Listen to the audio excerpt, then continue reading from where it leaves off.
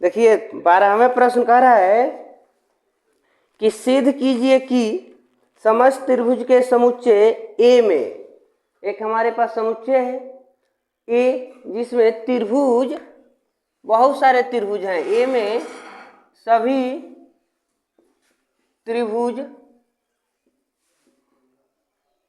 होगा। ठीक है, यानी ए में सभी जितने प्रकार के त्रिभुज होते हैं सब के सब त्रिभुज हैं, त्रिभुजों का समुच्चय है ए। ठीक है, तो कह रहा है आर में T1 T2, आर में हमको T1 T2 मिला है जो T1 T2 के समरूप हैं, एक दूसरे के क्या है, समरूप है। तो समुच्चय ए में सभी त्रिभुज होंगे, जो त्रिभुज होगा समुच्चय ए सभी त्रिभुजों का समुच्चय है, लेकिन जो हमारा रिलेशन दिखाना है उसमें T1 T2 लेना है और दोनों एक दूसरे के समरूप त्रिभुज होंगे। ठीक है, पुनः आगे कह रहा है कि इनके तुल्यता का संबंध बताना है हमको। इसमें एक तुल्यता का संबंध मतलब स्वरूप और स्वतुल्य होंगे और सममित होंगे, संक्रामक होंगे, तब कहा जाएगा कि एक दूसरे के बीच तुल्यता का संबंध स्थापित करते हैं। लेकिन इनका एक कंडीशन है कि त्रिभुज की भुजा दिया गया है 3 4 5, T1 को हो गया, और 5 12 13 और 6 8 10, ये तीनों के तीनों एक दूसरे के समकोण त्रिभुज बनाते हैं। जैसे जो 3 को त्रिभुज दिया है T1 के मान, कह रहा है कि 3 4 और 5 ये त्रिभुज की भुजा है। पहला त्रिभुज जो है उसके ये तीनों भुजा है। दूसरा त्रिभुज T2 है जिसकी भुजा दिया है 5 12 13, 5 12 13, और तीसरा त्रिभुज है जो इनका है 6 8 10, 6 8 10। ठीक है, कह रहा है कि T1 T2 T3 में कौन से त्रिभुज परस्पर संबंधित हैं, इनको हमको जांच करना है। अगर हम पहले इनमें दिखाएंगे तुल्यता संबंध है कि नहीं है, तो तुल्यता संबंध के लिए हम जानते हैं तुल्यता स्वतुल्य होना चाहिए, स्वतुल्य संबंध। तो स्वतुल्य के लिए क्या होना चाहिए, T1 और T2, T1 और T2। तो इनमें ऐसे लिख दिया जाता है T1 T1, T1 T1 हो जाएगा। तो T1 और T1 एलिमेंट R। तो देखिए R में तो कहा था कि जो भी होगा, मान लीजिए T1 T2 है जो समरूप है, T1 T2 समरूप है, तो इसमें जो भी त्रिभुज है समरूप होना चाहिए। तो यहाँ पर देखिए T1 T1 ले लिए, तो T1 तो इसमें है ना, T1 तो है इसमें, तो T1 जो है समरूप त्रिभुज है और T2 के स्थान पर खड़ा हो गया है। अब आप कैसे कहेंगे कि यह मतलब दोनों समरूप होगा, इनकी भुजा यहाँ दी गई है, देखिए इनकी भुजा दिया गया है, तो हम यहाँ पर दिखा सकते हैं ऐसे कुछ होंगे समकोण त्रिभुज हैं 3 4 5। तो 90 अंश के सामने की भुजा होती है कर्ण, तो बड़ी भुजा कर्ण मान ली जाएगी, और छोटी मान लीजिए 3 और यहाँ 4।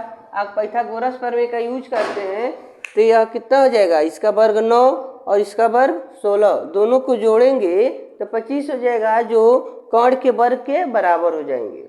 इसी प्रकार जो यह T2 है, अगर इसको हम यहाँ पर देखें तो इनका कर्ण हो जाएगा 13 और 12 5, तो 5 का वर्ग करेंगे 25 और 12 का 144, दोनों नंबर को जोड़ेंगे तो 13 के वर्ग 169 के बराबर हो जाएगा।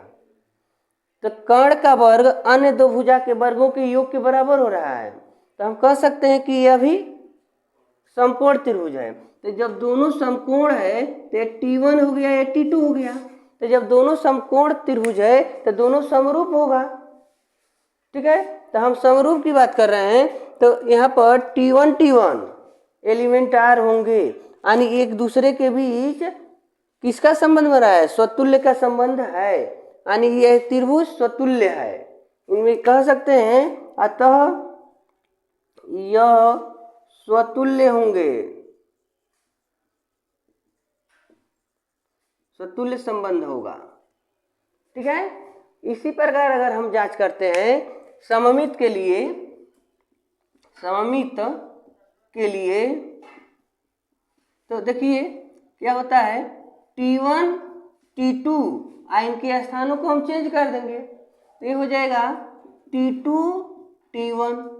इसका मतलब T1 T2 एलिमेंट यहाँ लिख सकते हैं एलिमेंट R और T2 T1 एलिमेंट R। तो दोनों तो है इसमें समरूप है, ये दोनों त्रिभुज समकोण त्रिभुज है, दोनों त्रिभुज समकोण त्रिभुज है इसलिए समरूप है। आज समरूप त्रिभुज R में रखे गए हैं, समरूप त्रिभुज का समुच्चय R में है तो इसलिए क्या हो जाएगा, यह सममित हो जाएगा। अगर इसमें समरूप त्रिभुज नहीं होता तो हम कहते कि वो सममित नहीं होंगे, लेकिन इसमें समरूप त्रिभुजों का संबंध रखा गया है। ये दोनों त्रिभुज समरूप हैं क्योंकि सभी समकोण त्रिभुज एक दूसरे के समरूप होते हैं, वो छोटा हो या बड़ा हो। तो यहाँ पर हम कह सकते हैं T1 T2 एलिमेंट R है और T2 T1 भी एलिमेंट R है, इसलिए त्रिभुज समरूप है। समरूप है तो सममित होंगे, सममित होगा। पुनः इसी प्रकार अगर देखा जाए तीसरा जो होता है संक्रामक, संक्रामक संबंध, तो इसमें हम 3 गो संबंध लेते हैं। तो हमारे पास 3 त्रिभुज है T1 T2 और T3। तो इसमें क्या होगा, T1 T2 बराबर T2 T3 और T1, यहाँ लिखते हैं T1 और T3। तो इनका संबंध देखा जाए तो T1 T2, T2 T3 और T1 T3 एलिमेंट R। तो ये तीनों के तीनों त्रिभुज जो है समरूप त्रिभुज है। समरूप इसलिए है कि ये सब के सब समकोण त्रिभुज के भुजा दी गई है। अगर इनका वर्ग करते हैं, इनका वर्ग करके जोड़ेंगे तो 25 हो रहा है, इनका वर्ग अकेले 25 हो गया। अगर इन दोनों के वर्ग करके जोड़ते हैं तो 169 होगा, जबकि इसका अकेले 169 हो रहा है। इसमें इनका 100 हो जाएगा, 8 8 64 और 36 जोड़ेंगे तो 100 हो जा रहा है। तो इसलिए तीनों जो त्रिभुज के भुजा दी गई है समकोण त्रिभुज की भुजाएं हैं, और समकोण त्रिभुज की भुजा है इसलिए समरूप त्रिभुज है। ठीक है। तो ये समरूप त्रिभुज जो युग्म बनाए गए हैं ये समरूप त्रिभुज के युग्म है। तो हम कह सकते हैं कि यह संक्रामक संबंध होगा। तो यह संक्रामक संबंध होगा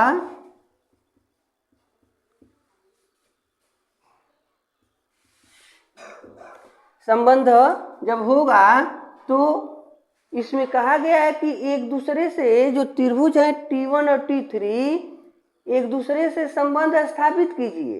कैसे मानेंगे कि T1 T3 से यानी संबंधित है। तो देखिए T3 का जो भुजा दिया गया है 6 8 10 6 और 8 ऐसे ले सकते हैं। तो यहाँ पर अगर इनका संबंध इनसे बनाए T3 से, तो आपको पता होना चाहिए कि कक्षा 10वीं में पढ़ाया गया था कि समरूप त्रिभुज के भुजाओं का अनुपात आपस में बराबर होते हैं। समरूप त्रिभुज के भुजाओं का अनुपात आपस में बराबर होते हैं, या किसी दो त्रिभुज के भुजाओं के अनुपात आपस में बराबर हो तो समरूप त्रिभुज कहलाता है। तो आपको जांच करना है कि ये दोनों एक दूसरे के समरूप हैं कि नहीं है। तो आप जांच कर सकते हैं कि मान लीजिए T3 है और ये T1 है, तो चलो इनके कर्ण के जो है कर्ण जो भुजा है तो उनका अनुपात निकालते हैं। तो कर्ण है 5, इनका कर्ण है तो बट्टे में 10। इधर देखिए अगर इनके हम ले लेते हैं लंब, तो इनका लंब है, इनका लेते हैं आधार, तो इनका लेते हैं आधार।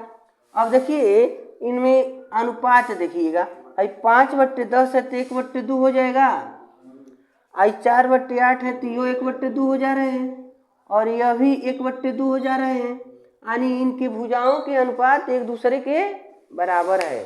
तो इसलिए T1 T3 के समरूप है। बराबर नहीं होगा, त्रिभुज बराबर नहीं होंगे, केवल त्रिभुज समरूप होंगे, क्योंकि भुजा तो बराबर है ये नहीं है तो त्रिभुज बराबर कैसे कह देंगे।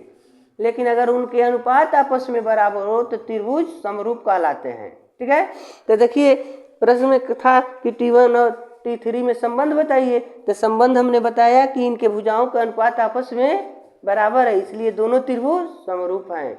और यहाँ पर हमने देखा कि यह त्रिभुज स्वतुल्य भी है और सममित भी है और संक्रामक भी है, इसलिए इनमें कौन सा संबंध स्थापित होता है?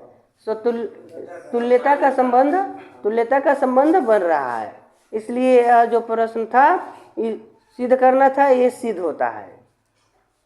13 नंबर का प्रश्न कह रहा है कि सिद्ध कीजिए कि समस्त बहुभुज के समुच्चय A में, जो हमारे पास समुच्चय A है उसमें समान भुजा वाले बहुभुज का समुच्चय है। उसमें ऐसे हम बहुभुज लेंगे जिनमें भुजाओं की संख्या समान हो।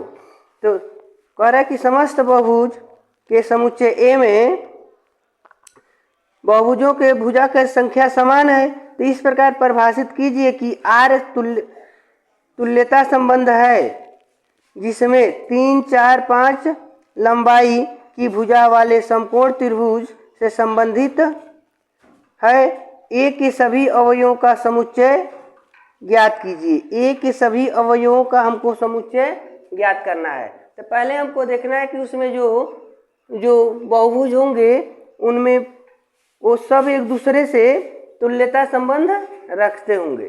ठीक है, इसके बारे में हम देखेंगे। चलिए देखते हैं। तो मान लीजिए कि यहाँ पर हम कह सकते हैं A में जो भी बहुभुज है, जितना भी बहुभुज होंगे उनके भुजाओं की संख्या समान है। बहुभुज में भुजा की संख्या समान है।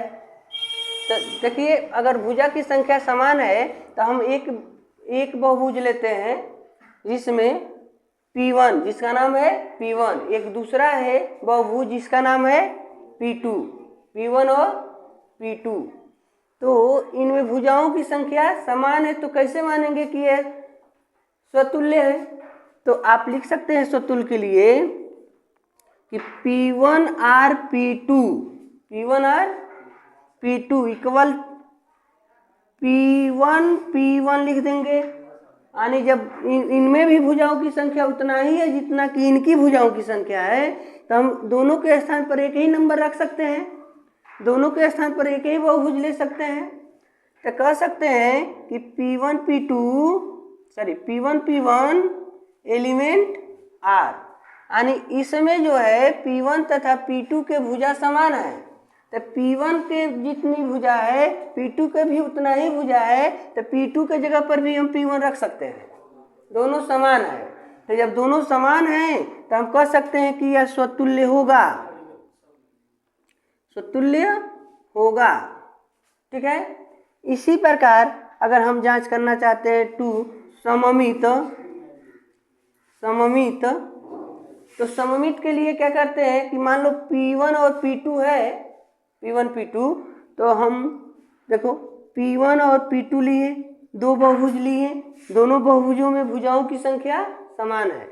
तो ये बताइए, अगर इनके हम स्थान को परिवर्तित कर दें, बहुभुज P1 के जगह पर P2 रख दें और P2 के जगह पर P1 रख दें, तो बहुभुजों के स्थान चेंज करने पर उनके भुजाओं की संख्या में कोई परिवर्तन नहीं होता है, क्योंकि ये जो भी बहुभुज हैं उनकी भुजाओं की संख्या समान है। तो अगर इनको हम यहाँ और इनको यहाँ रख दिए हैं तो इनके भुजाओं में कोई परिवर्तन नहीं हुआ, इनके मान में कोई परिवर्तन नहीं हुआ। तो हम कह सकते हैं कि P1 P2 एलिमेंट R और P2 P1 एलिमेंट R, अगर दोनों समान हैं तो यह सममित होगा। ठीक है, तो लेकिन हमको तुल्यता संबंध दिखाना है तो संक्रामक भी होना चाहिए। तो अगर हम क्या करते हैं, यदि हम कह दें कि तीसरे स्टेप के लिए P1 तथा P2 समान भुजा वाले बहुभुज हैं, तो हम तीसरा कोई ले लेते हैं, तीसरा बहुभुज P3। तो बताओ P3 जो लेंगे तो इसमें तो कहा है ना कि समान भुजा वाले बहुभुज का समुच्चय है। इसमें आप जो कुछ भी लेंगे, कौनों 1 2 3 4 5 कितना हो बहुभुज ले लेते हैं तो उनकी भुजाओं की संख्या समान ही होगी। तो अगर हम तीसरा बहुभुज P3 ले लिए तो बताइए उसके भी तो भुजाओं की संख्या उतना ही होगी, उसमें कोई परिवर्तन होगा। तो हम 3 बहुभुज ले लिए। अब इनका हम अगर संबंध स्थापित करें तो P1 P2 और P2 P3 और P1 P3। तो बताइए अगर P1 P2 एलिमेंट आ रहा है यानी इनके दोनों के भुजाओं की संख्या समान है, तो बताइए P2 और P3 के भी तो भुजाओं की संख्या समान है, क्योंकि यह भी तो इसी के समुच्चय है, एक अवयव है, समुच्चय एक ही अवयव है। तो ए में जितने बहुभुज होंगे उनकी भुजाओं की संख्या समान होगी। तो यहाँ कह सकते हैं P1 P3 भी समान होगा, एलिमेंट आर के होंगे, क्योंकि P1 P2 और P3 समुच्चय ए के बहुभुज हैं। और समुच्चय ए में जितने बहुभुज हैं उनके प्रत्येक की भुजाओं की संख्या समान है, एक जैसे हैं। ठीक है, छोटा हो सकता है, बड़ा हो सकता है, लेकिन भुजाओं में कोई कमी नहीं होगी। ठीक है, तो इसलिए तीनों के तीनों आर से रिलेटेड है। आर में वही अवयव हो सकते हैं जिनकी भुजाओं की संख्या समान होगी। इसलिए यहाँ पर कह सकते हैं कि संक्रामक होगा, संक्रामक होगा। अतः यह क्या है, तुल्यता संबंध है, इनमें तुल्यता संबंध होंगे। ठीक है, देखिए तो देखिए अब प्रश्न नंबर 14 कह रहा है कि मान लीजिए कि कोई XY तल में, XY कोई तल है, ठीक है, तो तल में स्थित समस्त रेखाओं का समुच्चय यल है। यानी यह तल जो हमारा है इसमें बहुत सारी रेखा हैं जिसका समुच्चय यल है। तो यल में कह रहा है कि R इक्वल टू, देखो R बराबर L1 L2, जो L1 L2 के क्या है, पैरेलल है, समांतर रेखा है। यानी इस तल में जितनी भी आप रेखाएं खींचेंगे एक दूसरे के समांतर होनी चाहिए।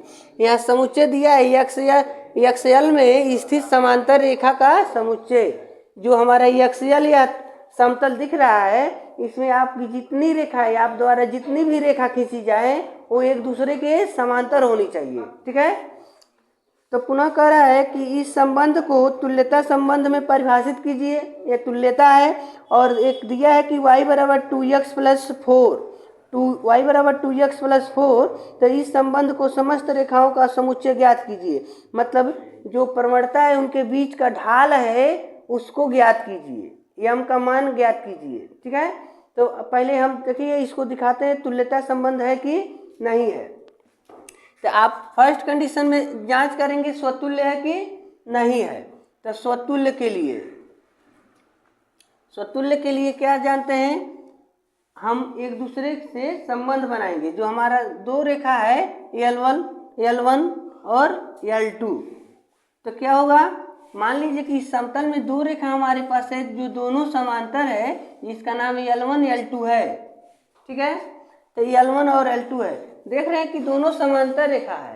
तो ये इसको L1 कर रहे हैं, इसको L2 कर रहे हैं, लेकिन L2 को भी हम L1 कह दे तो क्या ये समांतर रेखा नहीं कहलाएगी, तब भी समांतर ही रेखा होगा। ठीक है, तो आप इसका नाम चेंज कर सकते हैं या दोनों का एक ही नाम रख दें, तभी ये दोनों रेखा एक दूसरे के समांतर होगी, एक दूसरे को प्रतिच्छेद नहीं करेगी। ठीक है, तो आप यहाँ लिख सकते हैं L1 L1। ठीक है, तो आप कहेंगे L1 एलिमेंट R स्वतुल्य होगा। ठीक है।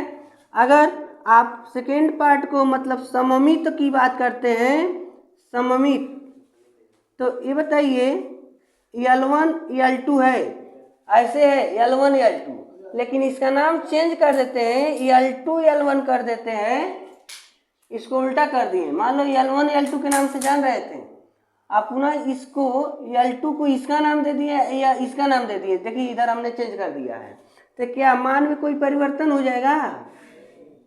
मान में कोई परिवर्तन नहीं रहेगा, तब भी वो समांतर ही रेखा कहलाएंगी।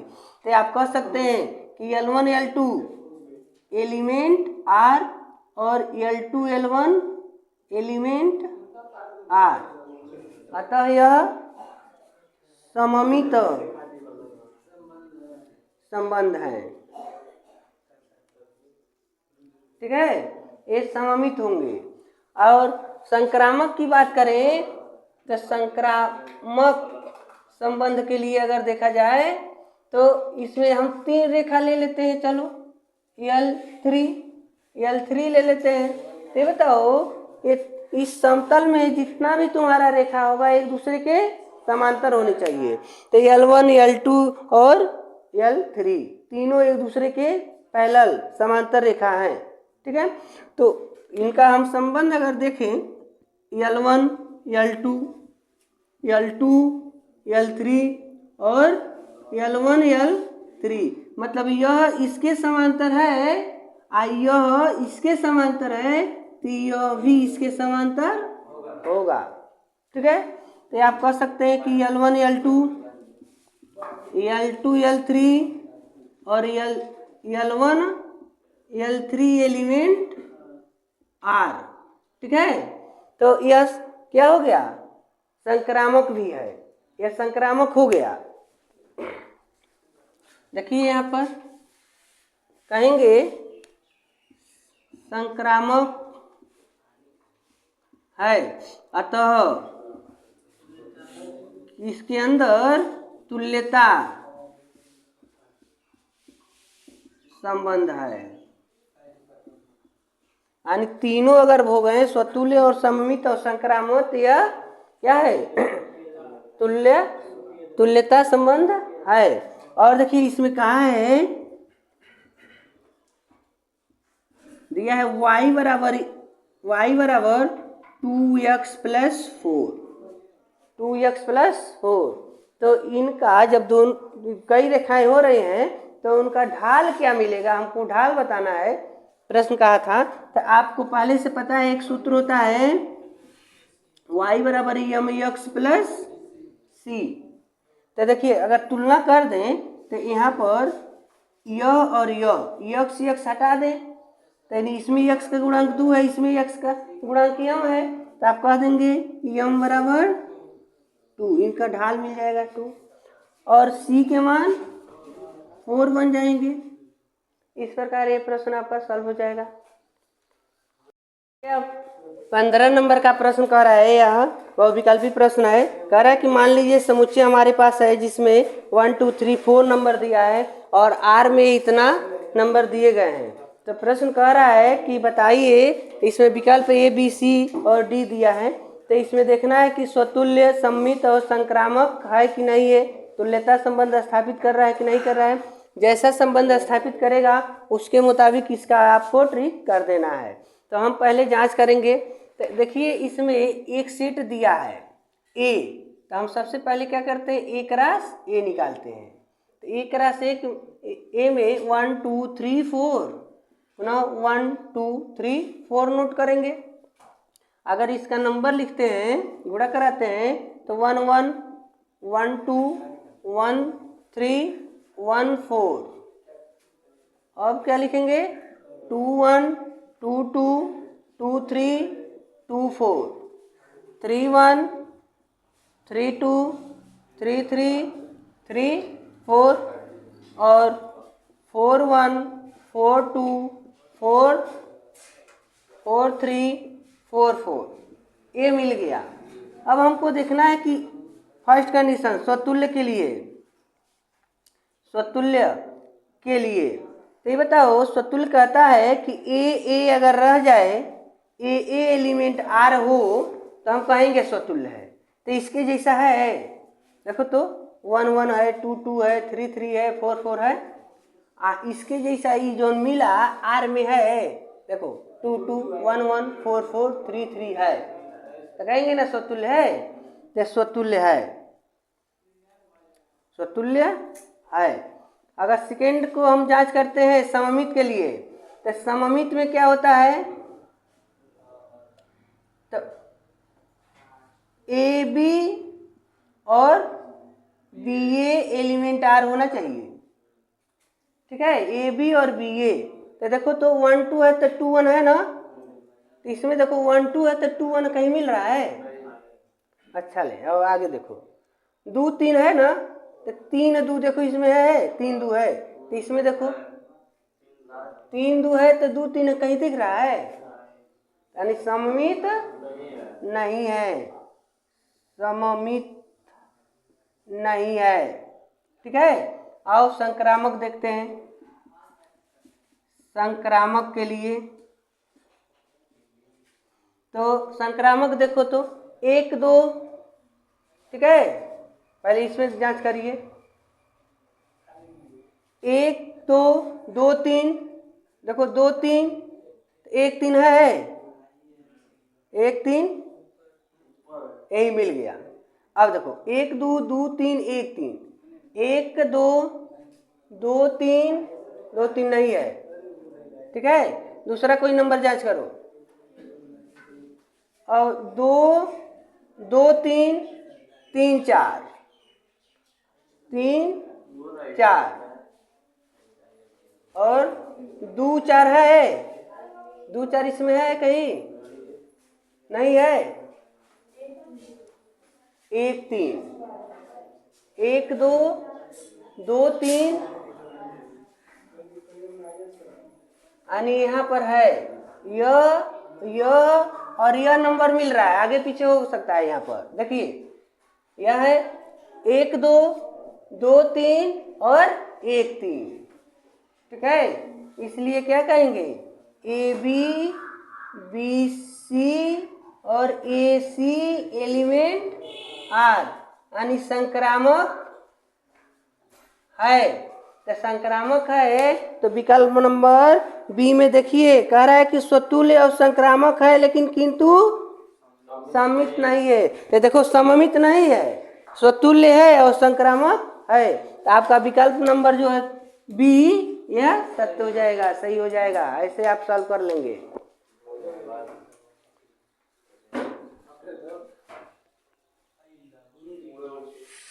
चलो रह हो गए। अच्छा